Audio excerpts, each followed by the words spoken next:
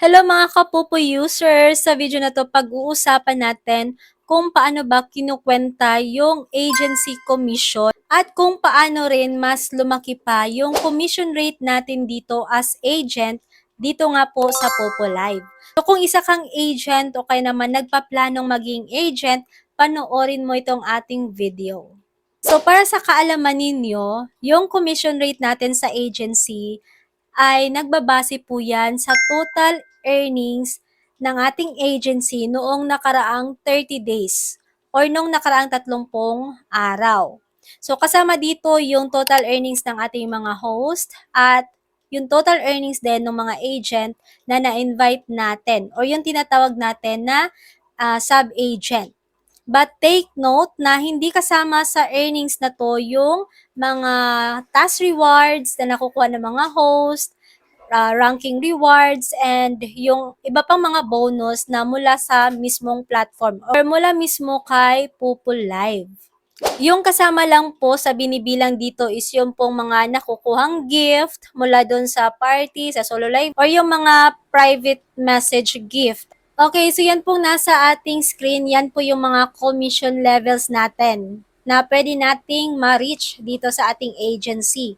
So, meron tayo ditong level D na 4%, and level C na 8%, level B 12%, and then level A 16%, and then level S 20%. So kung mapapansin ninyo, habang mas mataas ang total earnings natin sa loob ng 30 days, mas mataas din ang iyong commission rate. So, by the way, bago pala natin pagpatuloy itong ating topic, guys, malapit na pala tayong mag-weekly raffle draw ulit this coming Sunday na. Kaya kung gusto nyo po palang sumali, dahil nga po namimili tayo dito ng 10 lucky winners na bibigyan natin ng 10,000 Pupu coins. Kung gusto niyo pong sumali, kung bumibili ka ng Pupo Coins, mga diamonds na ginagamit sa ibang platform like Bigo Live Diamonds, Sogo, Chamet Diamonds, or yung mga diamonds na binibili para sa mga laro like Mobile Legends, Genshin Impact, PUBG, and marami pa. So kahit ano pong platform, basta available dito sa CocoDP. Kapag dyan ka bumili sa CocoDP, pwede kang sumali dito. Kailangan nyo lang pong gamitin yung link na nasa pin comment. So, yan po yung ating special link. Meron po tayo dyang pa-discount. Makakamura kayo kapag ginamit yung ating link. At after nyo nga pong gamitin yan, madadirect na kayo agad dito sa website ni CocoDP. At pumili lang po kayo kung ano po yung bibilhin nyo dyan na mga items or packages. So, of course, available po dyan si Pupo Live.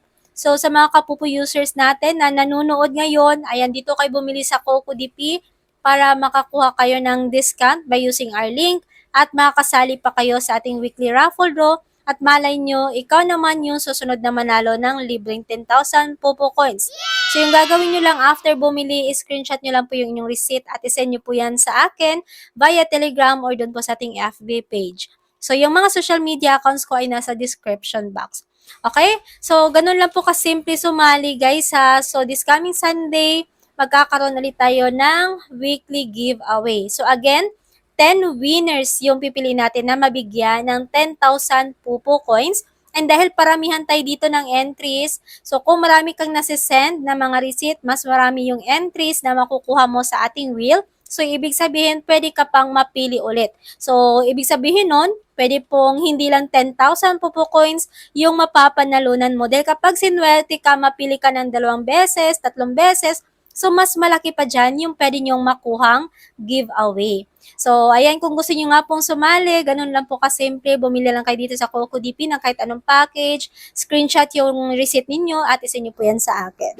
Okay, so ngayon pag-usapan natin ulit yung ating topic about sa commission rate natin as agent. Okay, so magbibigay ako sa inyo ng halimbawa. So, kung nasa level C ka ngayon at mayroon kang 8% commission, so ang host mo ay kumita ng sabihin nating 1 million points. So, ikaw na agent ay magkakaroon ka ng 80,000 points na commission. O, di ba? Pero take note guys ha, kahit yung agent ay nakakuha ng commission, hindi po yan mababawas doon sa kita ng mga host, okay? So, wala pong bawas yan doon sa mga host. So, ngayon, kunyari din, may commission ka mula sa na-invite mong agent, ang computation ay base sa diferensya ng commission rate ninyo. So, halimbawa, kung level A ka ngayon, tapos yung iyong na-invite na agent ay level B na may 12%, so ikaw level A na may 16%, tapos yung sub-agent mo ay nasa level B na may 12%, so yung commission na makukuha mo na lang is 4%. Kasi 16% minus 12%, so 4% lang. So, yan lang po yung makukuha mo dun sa kita ng agent or sub-agent mo. So, isa pang mahalagang palala, hindi mabibilang ang commission ng agent kung hindi po siya active ng 7 araw o higit pa. Okay? Kung siya po ay na-ban, kahit temporary ban lang po yan, hindi ka makakuha ng commission sa kanya. Kaya para ma-maximize ang iyong earnings, siguraduhin active yung iyong mga host at mga sub-agent. So, tuloy-tuloy ang pag-build ng inyong team or ng iyong agency. So, ganun po yung paraan ng pagkwenta ng ating agent commission dito po sa Populive. So, kung may mga katanungan kayo or hindi nyo na-gets dito po sa paliwanag ko, so feel free to comment down kung ano ba yung mga question nyo dyan or kung ano ba yung nasa isip nyo ngayon na parang hindi ko nasagot dito sa video na to. So, i-comment nyo dyan guys dahil kapag nagka-time tayo, sasagutin po natin yan. Or pwede natin yung gawan ng video sa next upload. Okay, so ayan lang muna yung i-share ko sa inyo today. So, I hope na meron kayong natutunan dito. And thank you guys for watching. So, ayan, kita-kits ulit tayo sa next upload ko. Huwag na huwag niyo pong kalimutang mag-subscribe at i-turn on yung notification bell para sigurado kayong updated sa mga susunod ko pang upload. Okay? And huwag niyo rin po palang kalimutan na i-like po itong ating video.